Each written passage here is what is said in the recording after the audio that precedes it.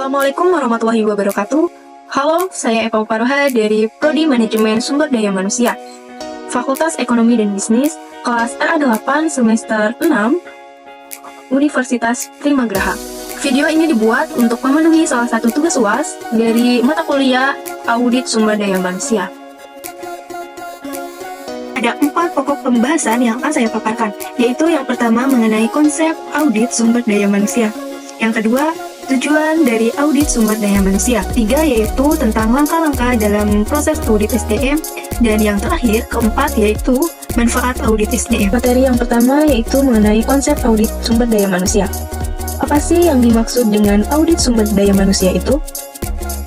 Audit sumber daya manusia adalah proses sistematis untuk menganalisis dan mengaudit praktik, kebijakan, dan prosedur Departemen SDM dalam suatu organisasi.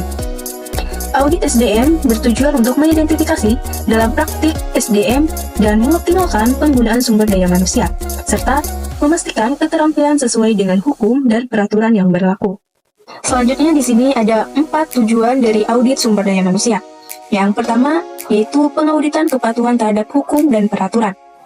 Audit sumber daya manusia dilakukan untuk memastikan bahwa organisasi mematuhi semua hukum dan peraturan yang berlaku, termasuk hukum ketenagakerjaan, anti-diskriminasi, dan keselamatan kerja. Yang kedua, optimasi penggunaan sumber daya. Audit SDM membantu organisasi dalam mengoptimalkan penggunaan sumber daya manusia, teknologi, dan anggaran. Ini termasuk mengidentifikasi efisiensi yang kurang baik dan memperbaiki proses untuk meningkatkan produktivitas dan mengurangi biaya. 3 yaitu peningkatan keputusan dan partisipasi karyawan. Audit sumber daya manusia membantu organisasi dalam meningkatkan kepuasan karyawan dan partisipasi mereka.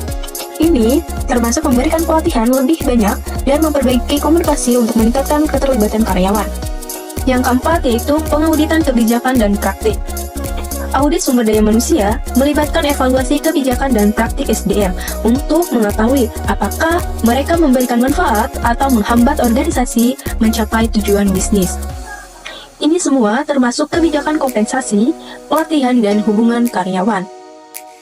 Materi selanjutnya yaitu mengenai langkah-langkah dalam proses audit sumber daya manusia. Di sini ada beberapa langkah dalam proses audit, yaitu yang pertama, menetapkan tujuan audit. Tujuan audit harus ditetapkan dengan jelas oleh Departemen SDM. Tujuan ini dapat bervariasi tergantung pada apa yang ingin dicapai oleh organisasi, seperti memastikan keterampilan sesuai dengan hukum atau meningkatkan kepuasan karyawan. Yang kedua yaitu mengesampingkan strategi audit dan strategi bisnis. Tujuan audit harus disesuaikan dengan strategi bisnis organisasi. Ketidakselarasan antara tujuan sumber daya manusia dan bisnis dapat menyebabkan struktur dan sistem jatuh dan menciptakan celah antara harapan organisasi dan kinerja Departemen SDM. Yang ketiga yaitu membuat rencana audit kasar. Sebelum kita melaksanakan proses audit, rencana audit kasar harus dibuat. Ini termasuk memahami jumlah tenaga kerja yang diperlukan, biaya yang akan dikeluarkan, dan teknologi yang diperlukan. Yang keempat yaitu melaksanakan audit. Audit melibatkan peninjauan berbagai fungsi SDM seperti rekrutmen, manajemen kinerja, kompensasi dan manfaat, hubungan karyawan, dan pemeliharaan dokumentasi. Audit juga melibatkan peninjauan keterampilan dengan hukum dan peraturan. Yang kelima yaitu menganalisis hasil audit. Hasil audit harus dianalisis untuk mengidentifikasi celah dan keselarasan dalam praktik SDM.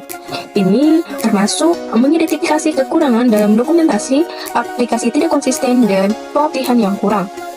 Yang terakhir yaitu mengambil tindakan korektif. Berdasarkan dari hasil audit, tindakan korektif ini harus diambil untuk memperbaiki praktik dalam sumber daya manusia. Ini termasuk mengadopsi praktik terbaik dari organisasi lain, mengembangkan pelatihan, dan memperbaiki prosedur. Selanjutnya ada manfaat audit sumber daya manusia. Ada beberapa manfaat dalam audit sumber daya manusia, yaitu yang pertama, meningkatkan efektivitas SDM. Sebelumnya, efektivitas ini adalah derajat tercapainya keberhasilan dari sasaran yang telah ditetapkan oleh suatu organisasi, pelayanan publik, atau instansi lain. Kata efektivitas ini sering digunakan saat evaluasi atau perencanaan kegiatan dengan seluruh aspek yang dinilai untuk mengetahui efektivitas input dan output. Audit SDM membantu organisasi dalam meningkatkan efektivitas Departemen SDM dengan mengidentifikasi dan memperbaiki celah dalam praktik SDM. Kedua yaitu mengurangi risiko. Audit SDM membantu organisasi dalam mengurangi risiko, seperti kurangnya dokumentasi yang konsisten, aplikasi kebijakan yang tidak konsisten, dan pelatihan yang kurang. Ini dapat membantu dalam menghindari tindakan hukum dan biaya yang tidak perlu. Yang ketiga yaitu meningkatkan kepuasan karyawan. Audit sumber daya manusia dapat membantu organisasi dalam meningkatkan kepuasan karyawan dengan memberikan pelatihan yang lebih baik dan memperbaiki komunikasi. Itu semua bisa membantu dalam meningkatkan keterlibatan karyawan dan meningkatkan produktivitas. Yang keempat, adanya meningkatkan branding perusahaan. Audit sumber daya manusia membantu organisasi dalam meningkatkan branding perusahaan dengan meningkatkan kebijakan dan praktik yang berfokus pada karyawan. Ini membantu dalam menarik karyawan terbaik dan meningkatkan reputasi perusahaan. Dari beberapa penjelasan tadi dapat disimpulkan bahwa audit sumber daya manusia adalah proses yang penting bagi organisasi dalam memastikan bahwa Departemen Sumber Daya Manusia berjalan dengan efektif dan sesuai dengan hukum dan peraturan yang berlaku. Proses ini dapat membantu organisasi dalam mengidentifikasi celah dan memperbaiki praktik sumber daya manusia untuk meningkatkan kinerja dan aktivitas dengan tujuan bisnis.